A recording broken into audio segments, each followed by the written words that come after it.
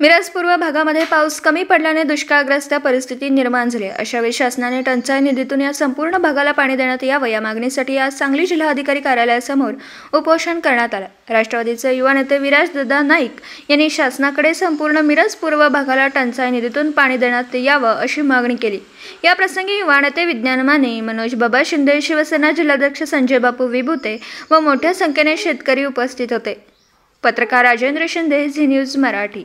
आंदोलनाला बसलेले आहेत। आमचा शिवसेना उद्धव बाळासाहेब ठाकरे पक्षाच्या वतीनं त्यांना आम्ही जाहीर पाठिंबा व्यक्त करतो आणि जो अधिकारी याच्यामध्ये दोषी आहे त्या अधिकाऱ्यावर कारवाई व्हावी या मागणीसाठी आम्ही त्यांना पाठिंबा देतो।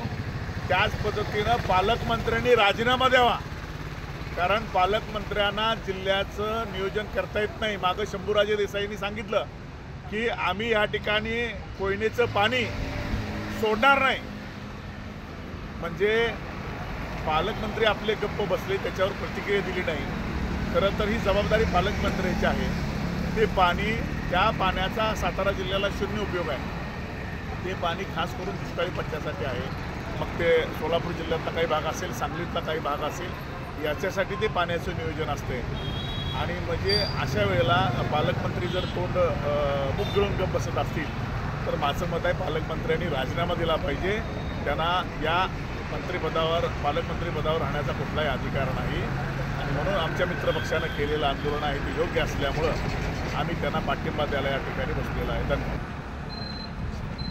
गेल्या 10 दिवसापूर्वी आम्ही पाटबंधारा खात्यातल्या 2 जे अधिकारी आहेत, एक साळे आणि जाधव, या दोघांच्या विरोधात जे 6 महिन्यापासून प्रत्येक गावामध्ये एक महिन्यानंतर 6 ओव्हरफ्लो झाले, म्हणजे करोडो लिटर पाणी जे आहे हे मात्र झालं आणि त्या ओव्हरफ्लोमध्ये खूप शेतकरी बाधित झाले, त्यांचं पिकाचं नुकसान झालं।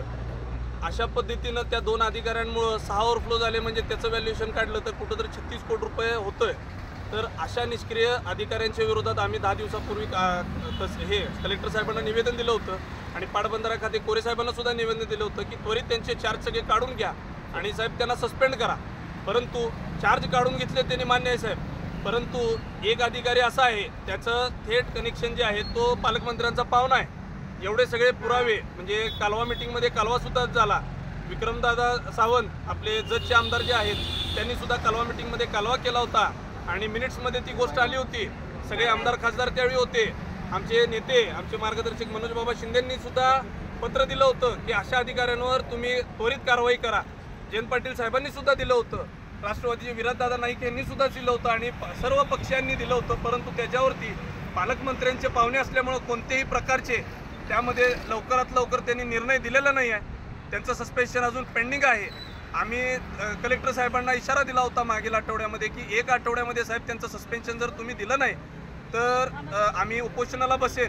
आणि उपोषणाचं आमचं दुसरं स्वरूप एकच होतं की आज पूर्ण जिल्ह्याभरात शेतकरी कुठंतरी आज पिसत चाललेला आहे, दुष्काळाचं वातावरण आहे आणि मिरज पूर्व भागामध्ये सगळ्यात कमी पाऊस झालेला आहे। तर महाविकास आघाडीच्या काळामध्ये राष्ट्रवादी असो, काँग्रेस असो, सर्व पक्ष असो, त्यावेळी टंचाई निधीतून कोणी पालकमंत्री असायचे, मंत्री असायचे, शेतकऱ्यांना कुठंतरी पाणीपट्टी न आकारता आज जे शेतकऱ्याची दयनीय अवस्था झालेली आहे पूर्ण जिल्ह्याभरात आपल्याला माहिती आहे, दुष्काळ जाहीर झालेला आहे। परंतु पाण्याचे पैसे घेऊन तुम्ही पाणी सोडताय साहेब।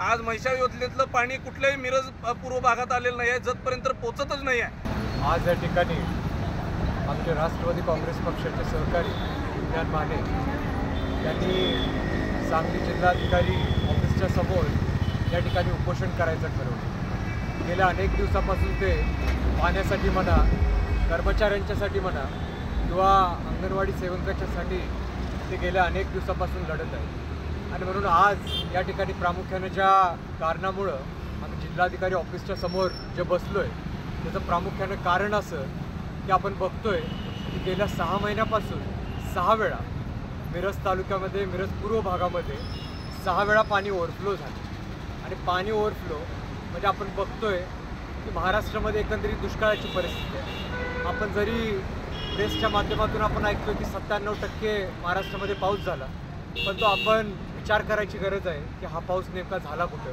प्रामुख्याने एकतर कोकणात झाला किंवा विदर्भामध्ये तो पाऊस झाला। आपल्या सांगली जिल्ह्यामध्ये बऱ्यापैकी मंडळामध्ये हा पाऊस अजिबात चांगल्या प्रकारे किंवा अपेक्षित प्रमाणे झालेला नाही आणि त्यासाठी आज या ठिकाणी आम्ही उपोषण करतोय. म्हणजेच 0.3 TMC पाणी आज वाया गेलं. जवळजवळ लाखो कोटी लिटर पाणी हे वाया गेले आणि त्याच्या विरोधात जो कोणी अधिकारी असेल त्या अधिकाऱ्यांच्यावरती कारवाई झाली पाहिजे. आणि ती कारवाई का होत नाही म्हणजे आम्हाला असं कळालं आहे की त्याची सस्पेन्शन ऑर्डर देखील आल्या, पण कोणतरी त्याला वाचवण्याचा प्रयत्न करतंय हे ह्याच्यातून निश्चितपणे आपल्या सगळ्यांच्या लक्षात येते. आणि म्हणून आम्ही पुन्हा एकदा सांगतो की ह्या अधिकाऱ्यांच्यामुळं प्रामुख्यानं 0.3 TMC पाणी हा दुष्काळाच्या काळामध्ये पाणी वाया गेले आणि ज्या काही शेतकऱ्यांनी त्यांच्या शेतामध्ये जे काही लावलं असेल त्याचं देखील ह्या पाण्याच्या ओव्हरफ्लोमध्ये नुकसान झाले. आणि प्रामुख्यानं त्या अधिकाऱ्यामुळं, त्या निष्काळजीपणामुळं हे पाण्याचं वाया गेले, शेतकऱ्यांचं नुकसान झाले. आणि म्हणून वीज बिल असू दे, पाणीपट्टी असू दे, ह्या सगळ्या गोष्टी ह्या टंचाई निधीतून तो निधी भेटला पाहिजे, ते पाणी भेटला पाहिजे. या ठिकाणी आम्ही प्रामुख्यानं या ठिकाणी उपोषण करायचा आम्ही निर्णय घेतला. धन्यवाद.